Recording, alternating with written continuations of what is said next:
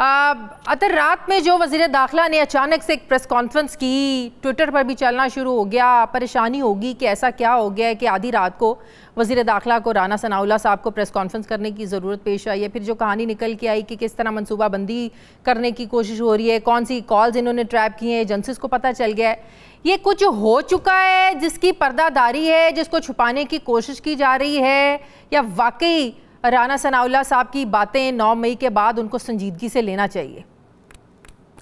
देखिए, राना सनाउल्लाह साहब मुल्क के वजीर दाखिला हैं, और अगर आप मुल्क के वजीर दाखिला की बात को संजीदगी से नहीं लेंगे तो किसकी लेंगे? तो अब उन्होंने जो बात की है, इसका यकीनन उनके पास कोई सबूत वगैरह होगा तो वो सामने पेश कर दें। इसलिए कि हमने हालिया अरसे में देखा कि किसी की भी बात हो, चाहे किसी की सास की बात हो रही हो या किसी की बहू की या किसी के मामू की, ऑडियो सामने आ जाती है। तो जहां पे अगर कोई इस किस्म का मंसूबा है तो वो उसकी ऑडियो है, जिस तरह उन्होंने खुद कहा कि गुफ्तगू कोई ऐसी पकड़ी गई है, तो वो ऑडियो सामने ले आए, पता चल जाए। बाकी बात ये है कि ओवरऑल जो इस वक्त सिचुएशन है उसके ऊपर हम कमेंट कर सकते हैं कि पुलिस का क्या रवैया है। वो हमने देखा कि BBC तक ने एक आर्टिकल छापा कि ख्वातीन जो प्रोटेस्टर्स हैं उनके साथ किस किस्म का सलूक किया जा रहा है, उनको हरासगी का सामना है।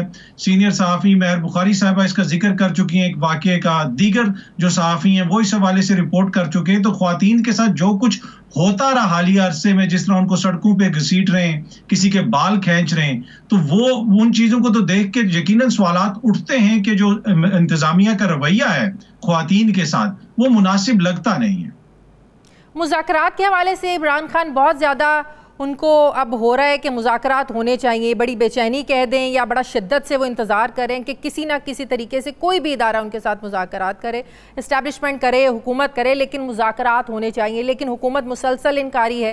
लंदन में बैठे नवाज शरीफ कह रहे हैं कि नहीं, कैसे ऐसे लोगों से मुज़ाकरात हो सकते हैं जो शहीदों की बेहुरमती करें, उनकी कब्रों तक पहुँच जाए। अभी फैसल वाउडा साहब ये बात कर रहे थे कि कैसे अब मुज़ाकरात हो सकते हैं, लेकिन हमें तो यही बताया गया है कि सियासत में तो मुज़ाकरात के दरवाजे कभी बंद नहीं होते।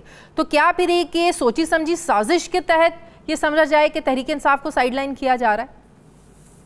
देखिए, इस वक्त जो सब कुछ हो रहा है वो सामने है। क्या किसी जमहूरी दौर में हमने देखा कि इस किस्म की हरकतें हुई? जहां तक 9 मई के वाकयात का ताल्लुक है, उनकी कतन कोई माफी नहीं है। जो लोग उसमें मुलव्विस हैं उनको कानून के मुताबिक सजा मिलनी चाहिए, लेकिन तहरीक इंसाफ के करोड़ों सपोर्टर हैं। आप ये कैसे कह सकते हैं कि मुल्क की जो सबसे बड़ी सियासी जमात है वो दहशतगर्द है? खुदा न खास्ता, तो ऐसा क्या जो करोड़ों लोग हैं पाकिस्तान के वो दहशतगर्द हैं? ऐसी बात नहीं है। आज आप लिबर्टी चौक में देख लें, ये सारी जमातें मिलकर एक चौक नहीं भर सकी, और ये उसको दहशतगर्द जमात को कह रहे हैं जिसकी सबसे ज्यादा सपोर्ट है पाकिस्तान के अंदर। तो सबको सोचने की जरूरत है, बातचीत करें। जो मुल्क की इकोनॉमी है, दीगर जो मसाइल हैं वो सबके सामने है। क्या ये लोग एक बरस के अंदर मसाइल हल कर सके? अब अचानक इनको ये एक बयानिया मिल गया, मेरे ख्याल में ये एक सियासी। लेकिन 9 मई के वाकयात के बाद अगर हम ये कहें कि इमरान खान बड़े बड़े जलसे करता था, उमड़ कर लोग आते थे, इसमें तो कोई शक नहीं है। लेकिन 9 मई के वाकयात के बाद हम ये कह सकते हैं कि क्या फायदा ऐसे बड़े बड़े जलसों का?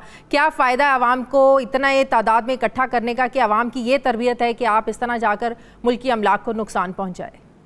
देखिए, क्या इतनी बड़ी तादाद में अवाम ने कहीं पे जाके नुकसान पहुंचाया? मेरा नहीं ख्याल। शर पसंदों ने पहुंचाया। गिने चुने लोग हैं, जिधर भी जो भी हैं उनको सजा दी जाए, उनको सजा दी जाए जो इसमें मुलव्विस है। कतन उनके लिए कोई माफी नहीं। ये काबिल मजम्मत और काबिल नफरत फेल था जो हमने देखा 9 मई के दिन।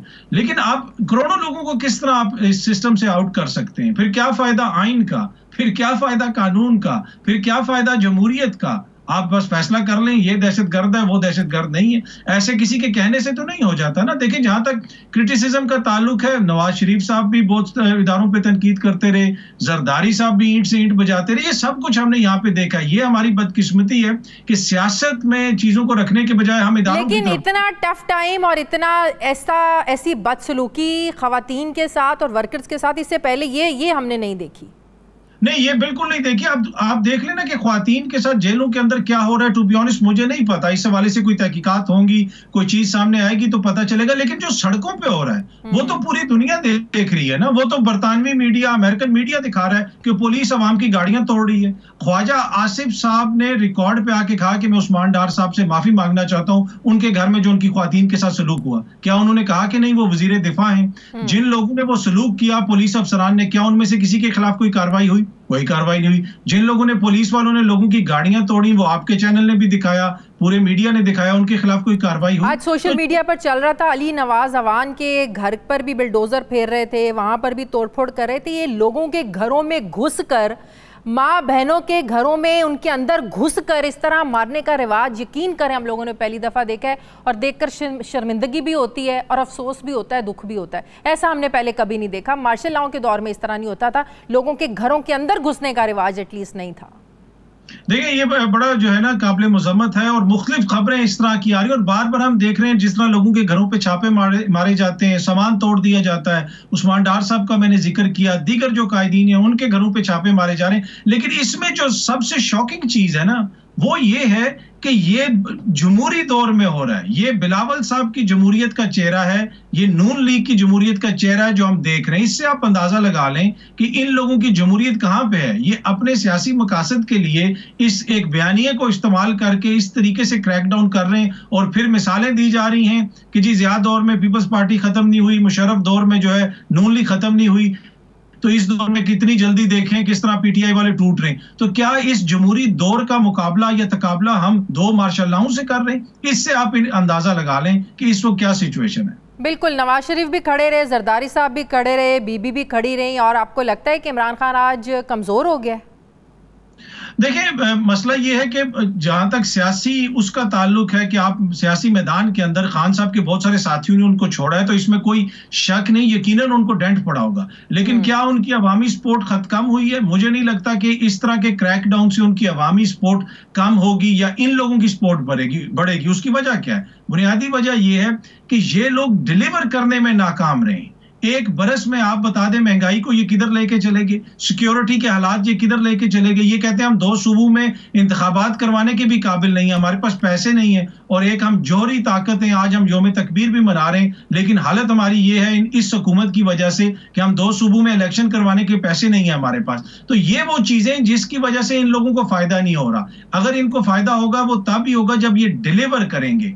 इसके अलावा ये किसी तरीके से भी इमरान खान की पॉपुलैरिटी कम नहीं कर सकते। जब तक पैसे नहीं होंगे, आईएमएफ आपको पैसे देने के लिए तैयार नहीं है, तो आप डिलीवर कर नहीं सकते। जब तक आप आईएमएफ की मर्जी का बजट नहीं देंगे तब तक आपको पैसे मिलेंगे नहीं, और आपको पैसे नहीं मिलेंगे, आप आवाम को डिलीवर नहीं करेंगे। आवाम को डिलीवर नहीं करेंगे, आप इलेक्शन में वोट नहीं ले सकते। तो इस हुकूमत के बारे में अगर ये कहा जाए कि ये बंद गली में फंस चुकी है, तो ये भी कहना गलत नहीं होगा।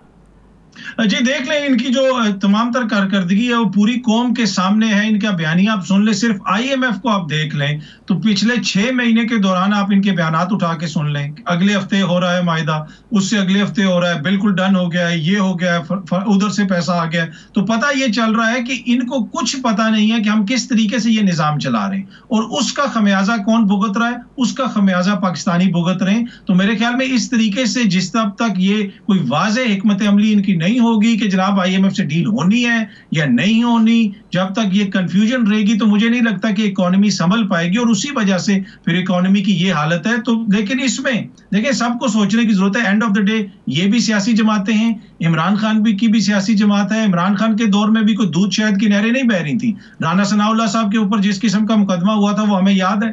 तो ये इन सबको सोचने की जरूरत है, किसी उस जमहूरी हल पे पहुंचे, और अगर इंतखाबात की तरफ जाएं सारे मुज़ाकरात करके, तो मेरे ख्याल में वही बेहतर हल है।